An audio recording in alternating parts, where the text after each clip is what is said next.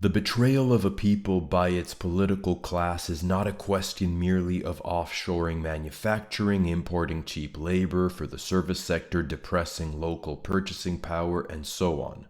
Its consequences are more dramatic, the dispossession of a population far more painful. One of the ideas that this channel often comes back to is the pattern according to which empires turn against their core demographic, which I've framed in terms of historian Arnold Toynbee's so-called internal proletariat. To recap, at some point in the life cycle of a civilization, its economic elite and political class comes to view its interests in global terms. Its health is the health of international investment and institutions, not of the local economy or society. The international system polarizes between richer core and poorer periphery.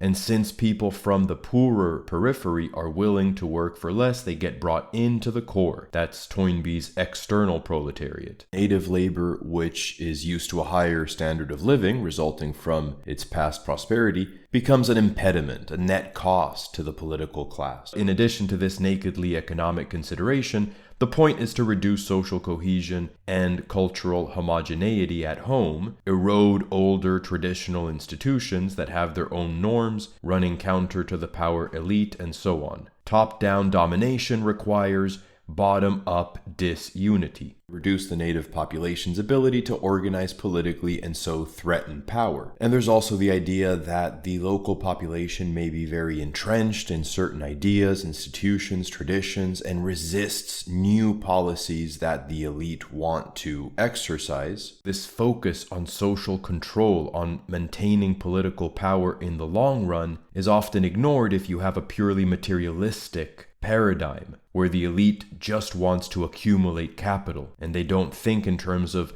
long-term sustainable political domination, which of course they do. You have to add this cultural erosion angle to your analysis. Now, the incentive to bring in the foreigner comes with another incentive to overlook or underemphasize negative consequences of doing so, of labor importation. We may also speculate that apart from, or as a part of, the push to secure political advantage and such, there's also a certain desire to demoralize the population as well as disdain for the population by resentful persons in the establishment, and that this plays a role in the wanton ignoring of victims, even in the bringing in of persons who may be more likely to engage in certain kinds of criminality against the existing population of a country. Of course, to the degree that there is a backlash, the elite may be made to compromise, and you also get upstarts into the political class that have a different idea, but I'm describing a very general pattern.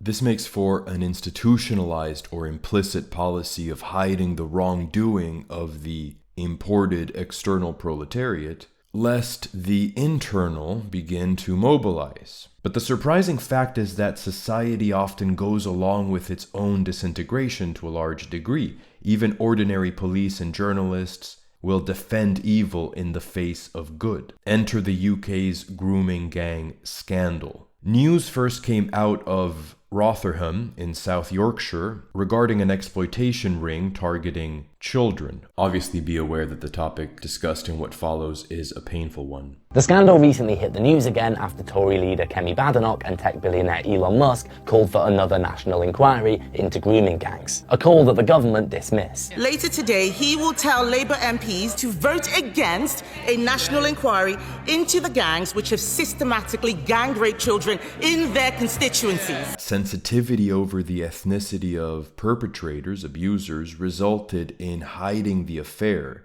and actually allowing them to continue to operate, abusing hundreds of young girls in horrific ways over decades. So a pseudo-ethic of compassion, political correctness, is instrumental to a political and economic project of dispossession and is permissive with crime. We're seeing a tremendous moral cowardice that is now normalized. A few caveats. Pointing out crime resulting from a certain community doesn't mean that you base your whole opposition to migration, mass migration, on criminality resulting therefrom. Were there no crime, you could still oppose the demographic cultural transformation of a country just on the basis that preserving your identity is a good in itself. Another point, you can acknowledge that a community has produced a higher than average number of, say, grooming gangs and abuse without condemning all of their culture, all of their history. It's not a blanket judgment. This grooming gang survivor calls what happened to her anti-Western religious and racist abuse.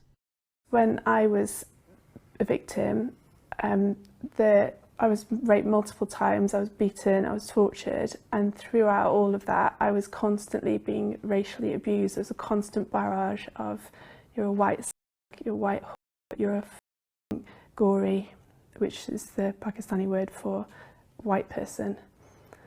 So the racist abuse was non-stop. The religious abuse is real. I was taught it as a type of othering, like our Pakistani girls are good and pure and they cover themselves, they're virgins till they're married, but white girls are trash, they're whores, they all sleep with hundreds of men, they're all worthless. I don't think it's good to hide this information. While my abusers threatened, raped and violated me, they were also kind, but it would change.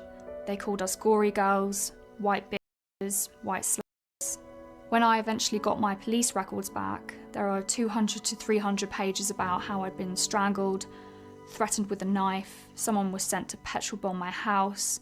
I was raped over 1,000 times and I don't even know how many men assaulted me. It was just a thing that happened to us and it might sound crazy, but it was just normal. It felt normal. It's all we knew. In 2003, it was 13-year-old Emma who was being abused. They started to just use me more and more. And I was just seen as trash, really. She'd hidden the clothes she was wearing on the different occasions when she was raped. She gave them to the police. She didn't want me to see them, she hid them. And she went and got them out. There were like 6 bags of clothes. There was a cream coat that got blood all over it, and they took all these clothes away. But the police lost the coat and the rest of the potential DNA evidence. Emma then began to get threats from her abusers. Feeling frightened and unsupported, she withdrew her allegations. Why 13-year-old girls? Why not older girls? It's because the younger girls easy to take advantage because when they're 18, 19, don't really fall for little things like that. They listen because they're vulnerable. And once you're sucked in, you can't get out. You can never get out. Will people pay more for younger girls? The younger the girl, the more money they have. Yeah, because it says she's a virgin, they get the pleasure of it. Met taxi drivers through like the people in the kebab houses. Used to drive us to places where takeaway people would tell us to take us. And we meet another taxi driver, and another one, and another one. You just get out of one car and go in another car. They tell you to trust that taxi driver. Don't worry, trust him. It'll be alright. And then you go in that taxi driver's car, and you do sex with him, and then you go on to another taxi driver's car. There is no one-size-fits-all when it comes to a perpetrator. However, all of these men either worked in the nighttime economy, so taxi drivers, takeaway, restaurants, or they were solid members of the community, pretty much all employed, well known to each other. They all had marriages, they were all in relationships, many of them had children, outwardly were family men, they worked hard, they worked long hours, and they broke that up with the sexual abuse of children, which to them was downtime.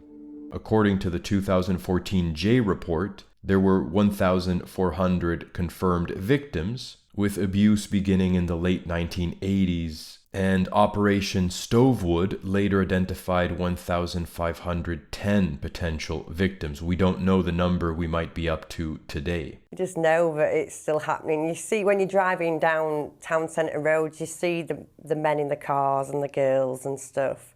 You still see that now? But if you can see that, why can't the police see that?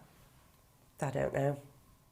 Now, despite numerous warnings and reports dating back to the early 1990s, local authorities, including the police and Rotherham Council, the local political council, failed to act for decades. But why? One obvious answer is fear of being labeled racist. And so this is an example in which a feature of discourse percolates in society and keeps ordinary people from acting even when children are being taken advantage of, which is really surprising. The J report explicitly mentions the fact that, quote, several staff described their nervousness about identifying the ethnic origins of perpetrators for fear of being thought racist. Others remembered clear direction from their managers not to do so, end quote. Absolute lack of proper data about any of this. So the detail of both victims and perpetrators was not recorded by the police and generally not recorded by the council. So ethnicity was not recorded, for example, but nor was any other information. We weren't clear exactly why, in the conduct of this study, why there were these omissions. There was concern in the responses we got that perhaps police were not clear about how to ask the questions about ethnicity. I couldn't ask a question about ethnicity.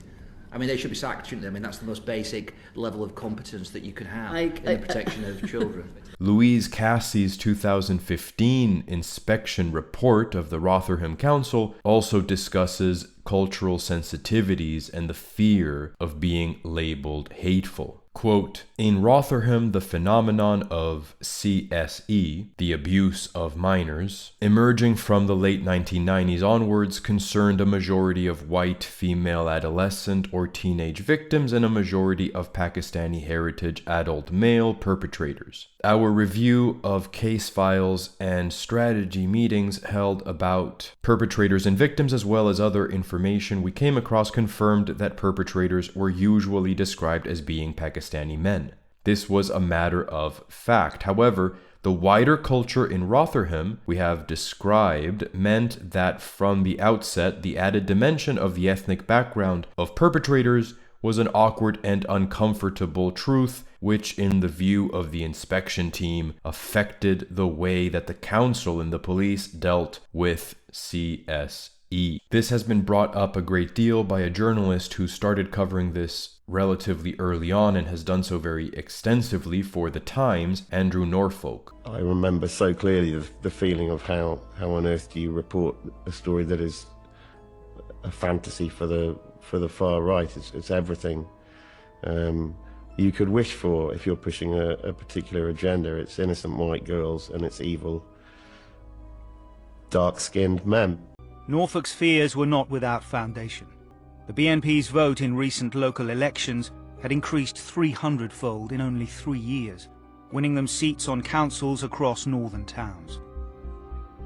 With the general election looming, immigration, race and asylum were key topics of the day.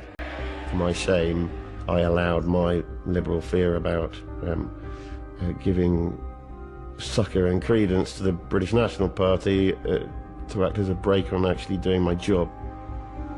Norfolk decided not to write an article.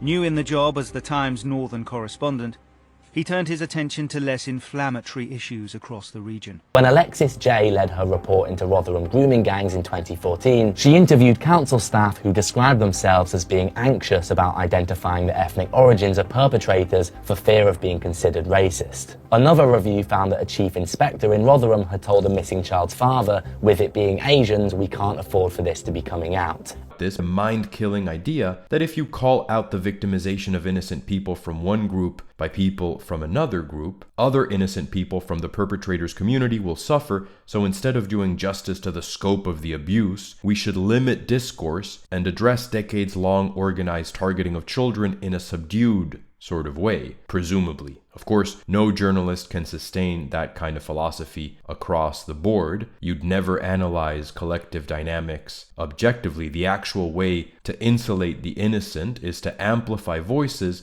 that don't complain over righteous anger being racist, but condemn it and condemn any complicity by their own community in covering for the criminal. You have to figure out why a certain community is leading to certain types of behavior with respect to another, and that's something that people from that community itself should want to do, want to clean house. There is something very stark about this model that sets it apart, and one of the factors in that is the collective nature of what is going on, is the sense that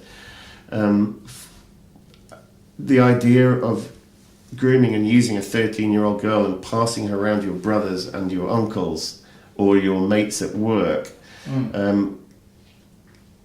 could go on for such an extended period suggests there is a different attitude to what is happening than the classic paedo offence, where there is normally a reason why it's a lone offender, because if he told anybody what he was doing, he would find himself in a lot of trouble. 4 months into his investigation, and after countless dead ends, Andrew Norfolk finally found someone willing to talk to him on the record.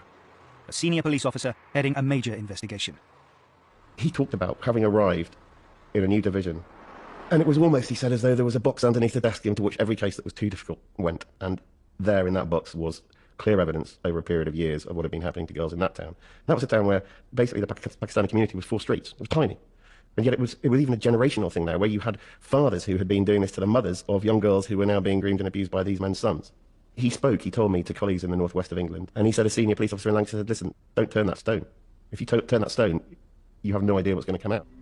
Over 200 confidential documents, and there was a culture laid bare. It showed for over a decade what had been going on there. There were the names of dozens and dozens of girls, the names of the men who were abusing them, the places they were being taken, where they were being picked up.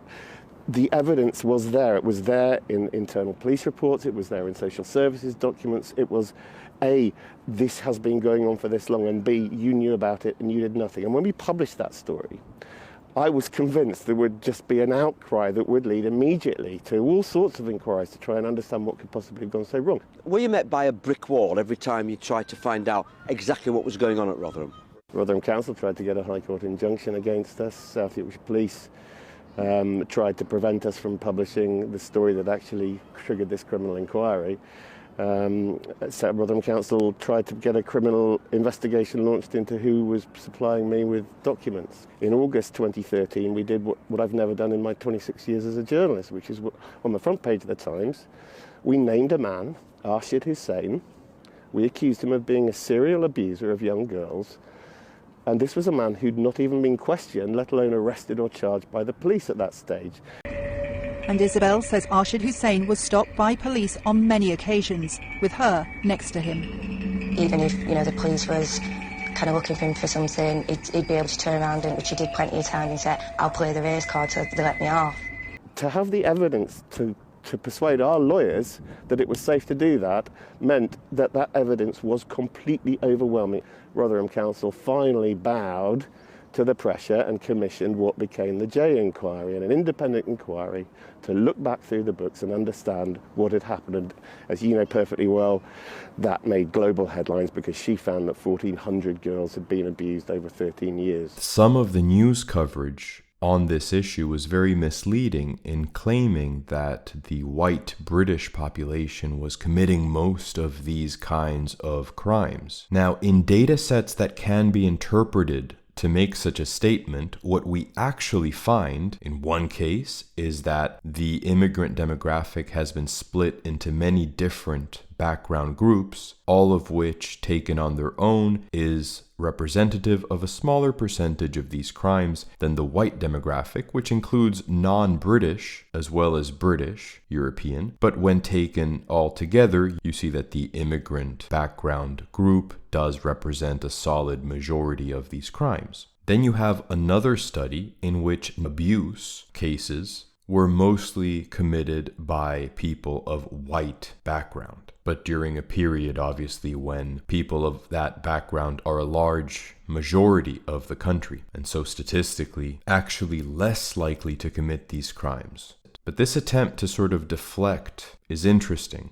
Now, there's specific subtypes of criminal abuse, horrendous, evil crime, where the majority of offenders in the UK are white. That's often brought up in these conversations, and I don't know whether the proportion of all of those crimes exceeds the proportion of whites in the general population. And you'd have to dig into the data and account for differences in reporting across communities. To add to this, at one point, a film was made, apparently to be shown in schools to raise awareness, but for politically correct reasons, it had to be remade with the groomer being a British white male and the victim a minority. So we see how political correctness interfered with the messaging even there. None of this is to demonize people of any particular background, obviously, in any way, just to be objective. When you have a particular criminal activity proliferating in a particular context, it's necessary to understand it.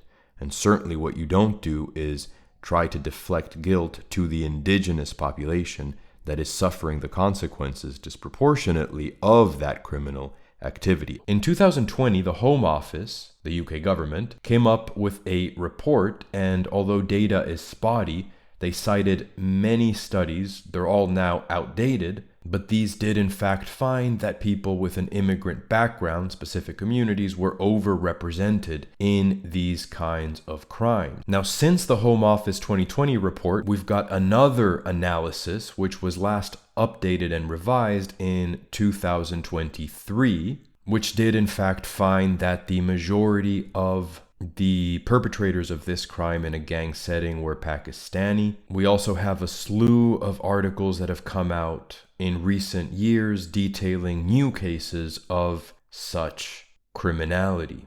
And as I say, we don't know the numbers. In terms of fallout, key officials have resigned since a lot of this came out, and we've had some convictions. The gangs started forcing themselves on young girls in the 80s. The first conviction came in 2010, which is a significant gap, with sentences ranging from a few years to 35. The sentencing of Arshid Hussain in 2016 for 35 years is one notable sentence. To the fear of being labeled racist, we may add a second possible factor: contempt for working class victims. The victim's socioeconomic background, nearly always one of deprivation, might have played into the authorities' dismissive attitude. This is what elite disconnection from and disdain for the people looks like. Not just economic policies that reduce the life standards of middle and working class people over time, but actual wanton permissiveness in the face of unambiguous evil. A third factor, which the above investigations found, is the issue of sexism, or the belief that the young girls must have wanted what happened to them. So-called victim blaming does seem to apply here. Then we have a fourth, in some wise independent contributor for institutional failure, which is negligence as incompetence. An actual lack of skill or follow-through might have played a role. Now, we started off suggesting that this case of organized criminal abuse and the degree to which UK authorities were complicit in it might be an example of elite disconnection from the general population. But we come to another problem. Sometimes false dialectics spring up. A portion of the so-called right will often use cases like this, take people's anger at the evil of grooming and terrorism and the general dissatisfaction with changing demographics, and siphon it off towards support for aggressive policies in the Near East that destabilize that region. This is actually quite typical. There's an attempt by some, again, so-called right-wing media outlets to get their audience to feel a kind of joy at the misfortune, Schadenfreude, of Muslim civilians in Lebanon or in Gaza, for example, mobilizing support for US neocon type foreign policy or Israeli escalation in the Near East, however, precisely leads to the displacement of people in that region,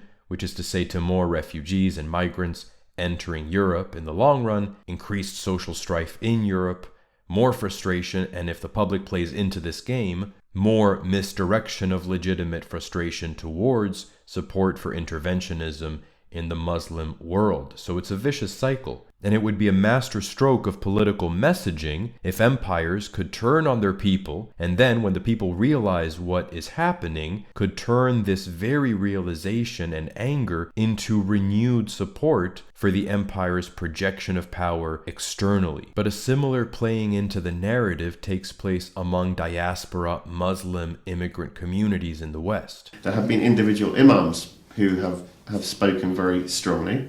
Not just condemning what was happening, but very openly saying this is a problem, we can't hide from it.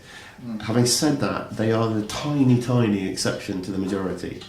The majority response has been to want this issue to go away, initially to deny it was happening at all, to suggest that the entire Muslim community is being demonised, or the entire Pakistani community is being demonised by highlighting the offences of what are clearly a subsection within that community. And also as a point of nuance. But a really interesting example is Blackburn in Lancashire. Okay, Blackburn's Islamic population splits almost 50-50 between Gujarati Indian Muslims and Kashmiri Pakistani Muslims.